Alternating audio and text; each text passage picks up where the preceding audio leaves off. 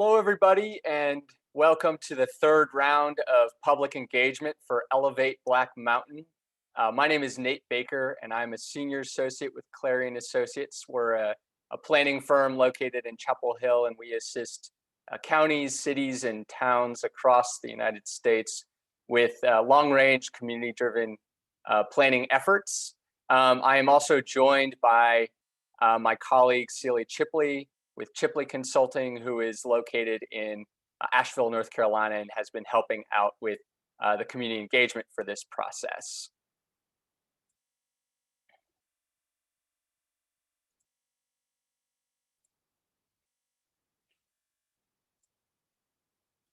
So what we're going to talk about today is discussing a little bit about what Elevate Black Mountain actually is, what we heard in the first two rounds of community engagement, and then we're going to run through a little bit about what the draft plan currently looks like and what next steps will be. So you might be asking, if you're first tuning into this process, what exactly is a comprehensive plan? Well, a comprehensive plan is the highest level policy document for a local government, whether it's a local government in North Carolina or other states around the country. In other words, it's the highest level expression of a community's future. So it's a community process to envision the future. It's used as a guide and a blueprint for the town in making important capital investment decisions and initiating new programs and other initiatives. And it's also a compass to guide future land use and development decisions. And it's really answering three key questions. First, where are we as a community? Where do we want to go? And last, how do we get there? Specifically for Elevate Black Mountain, you might be wondering, well, we currently have a comprehensive plan from 2014. Elevate Black Mountain builds on the many policies from that document in thinking about the future. Why now? Well, there has been a significant amount of development pressure. Black Mountain is a very attractive community for businesses to locate, for people to move to, and for new visitors to come to. Existing conditions have changed in the town. Our understanding of planning and planning programs that work best in communities around the country has evolved and changed. And then finally, this is a new opportunity for residents in Black Mountain, everyone to be able to come together and create a unified vision and plan for the future. The timeline for this process includes 4 distinct phases. The process began in November of 2019 with phase 1, which included research and analysis and the kickoff meetings for the comprehensive plan. Phase 2 included 2 important rounds of public engagement. First, the workshops for our future, and then the action for our future for the plan, vision, and goals. We're currently finishing up phase 3, which is the actual drafting of the plan. And this is the third round of public engagement where we unveil and test the plan. And then there is one more phase of public engagement following this. What's important about this process is that it is citizen driven.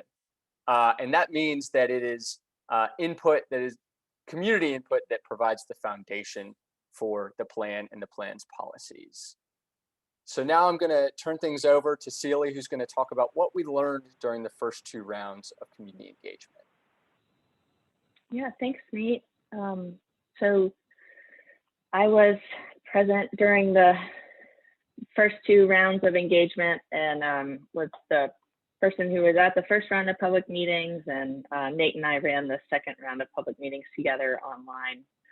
So we had a series of stakeholder interviews in January, followed by 2 workshops for our future, one at the end of January and one mid-February.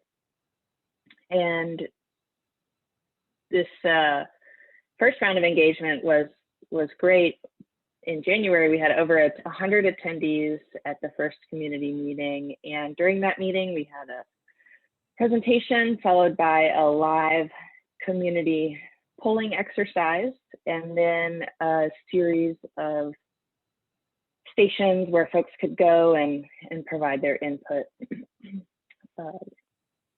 in real time. The second round of community engagement was in September, and unfortunately, due to COVID precautions, we had to move it online, and we had a couple of times in early September for folks to join us for community meetings online, and we essentially provided input to date and then provided draft information around what our draft visions and goals were to this point.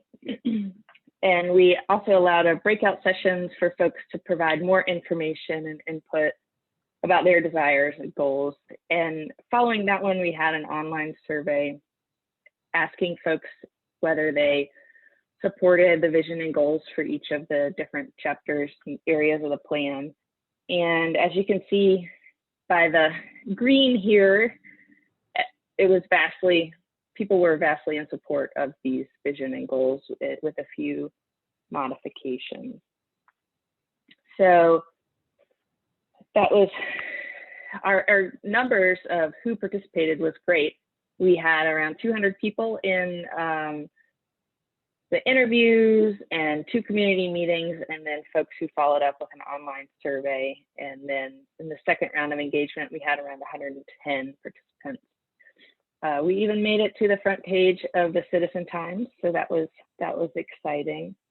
So I'm going to pass it back to consistent themes. So essentially, some things really became apparent throughout this project.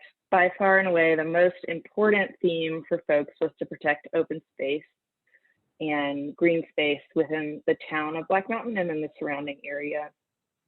Other important themes included supporting local businesses and Black Mountain's downtown, which is an enormous asset for the community, and has, I think, even become more important since the pandemic began. And then other themes that arose quite a bit were housing affordability, increasing transportation options, and improving opportunities for community engagement. So now I'm going to pass it back to Nate. Talk about So I'm going to run through and provide an overview of the comprehensive plan chapter. So what's important to note is all of the community engagement from the first 2 rounds of this process directly translated into the policies that were created. So the comprehensive plan builds on the following framework. There are 5 different policy chapters: walkable and livable, green and resilient, vibrant economy, connected and accessible, and civic engagement.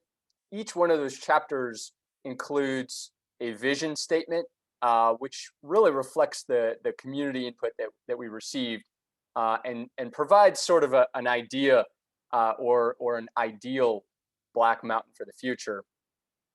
There are goals, so about 3, 4, 5, 6 goals for each chapter, which really describes what actually needs to be achieved in Black Mountain to achieve our vision. And then finally, there are policies and there are actions, which is what are the steps that the town is going to actually take to achieve our goals and our vision. Here's an example from the draft comprehensive plan that shows the contents, which include those 5 policy chapters that I described. In addition to those 5 chapters are the introduction, the future land use chapter, and chapter 7, which is the implementation matrix.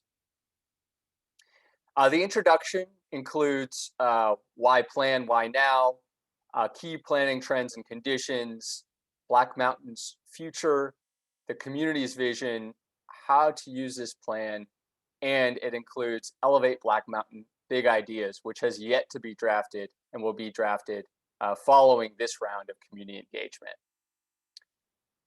So the future land use chapter, importantly, it details the different roles of the future land use map and the zoning map, because those are two different things. And it includes the future land use map and future land use areas. And this is an example from the plan of what that actually looks like. So we can see on the left-hand side, the future land use map, which has different colors applied to different parts of the town. And then each of those colors has its own page, which provides a description, opportunities, primary and secondary uses, and then a very high level desired characteristics. Chapter 2 is walkable and livable.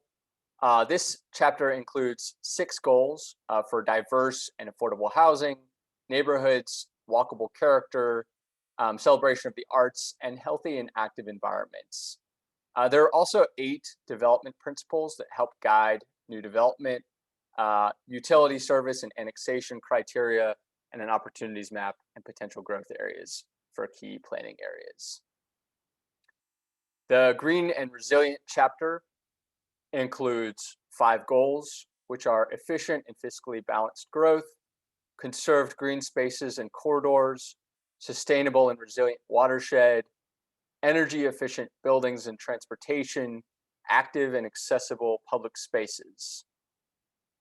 Chapter 4 is the vibrant economy, and this includes 6 goals: a strong and diversified economy, a competitive workforce, a renowned outdoor tourism destination, innovation through arts, culture, and creativity, thriving manufacturing, including small-scale manufacturing, and a connected food economy with access to local foods. Chapter 5 is the civic engagement chapter, which includes 3 goals: equitable engagement opportunities for all residents, high-quality parks and public spaces, and excellent public services and facilities. And lastly, the connected and accessible chapter includes 5 goals: multiple safe transportation mode options, non-automotive transportation network, right-sized, well-located parking, enhanced and user-friendly transit network, and well-planned freight corridors. Finally, we have the implementation matrix. And the implementation matrix is important because it lays out the next steps and the strategies for each of these topic areas. It lays out the responsible departments, the time horizon, and the status. So this is a tool that's going to be used moving forward in Black Mountain. And then there's also a priority. So is it a high priority item, a medium priority item, or low priority item? This is going to be updated as community members provide input for this final round of the comprehensive plan. So what are the next steps? So right now, the comprehensive plan community survey is open and will remain online until about February 22nd. So what we're asking from you is to fill out the survey and also to share the survey with as many people as you can. So share it with your social network, share it with your neighbors and your friends and your family. There are also going to be 2 days available for what we call planning office hours. And that's going to allow anyone in the community who wants to sign up for a 30-minute appointment to have a one-on-one or small group conversation between you or your household or your friends and a planner for the town of Black Mountain. So please stay tuned to the town website for details or email Jennifer Tipton at townofblackmountain.org.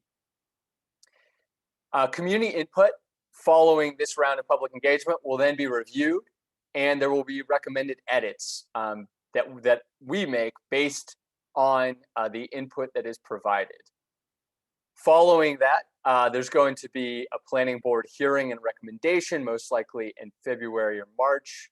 And then finally, a Board of Aldermen hearing and decision, most likely in February or March. So we're absolutely thrilled by your participation. And we look forward to the feedback that you provide in the survey for this last round of public engagement. And we're happy that you are engaging in the future of Black Mountain. So thank you so much.